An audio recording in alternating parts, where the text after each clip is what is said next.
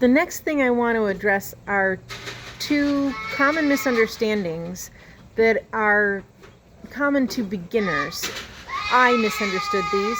My background before goats was 15 years experience with horses, and goats are a common companion animal. So I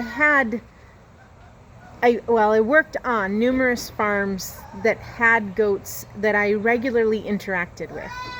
But they were there as companion animals. They were not the primary species in that grazing system. And so it was helpful for when I brought my goats home in other elements, but it was also a little bit of a liability because it led me to a common misunderstanding.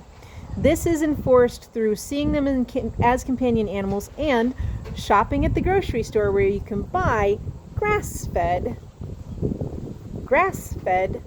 goat's milk. You can find that on the grocery store shelf. And the thing is that it's labeled to answer what the person purchasing is really wondering, which is, did they have green living plants in their diet? Were they out grazing? Did they have some freedom, some sunshine? And yes, all of those things are true. In fact, those goats do have some grass in their diet.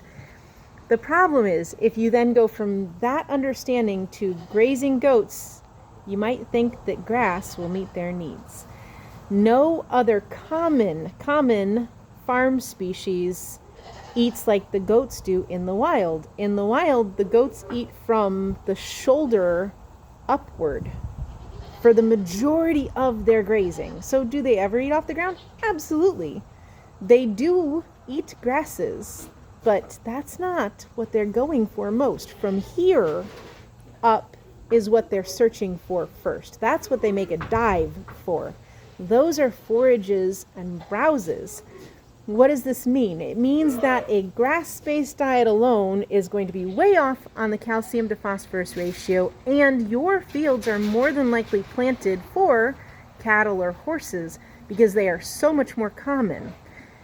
So that begins to get into why your field will be different, and it also explains why parasites are so much more challenging for goats. Your horses and cattle and all the other common species out in the wild are eating off of the ground. So thousands of years before they arrived on any farm anywhere in the world, they had built up a parasite resistance from eating straight off the ground, including some instincts not to eat where they defecated as well, that goats don't have.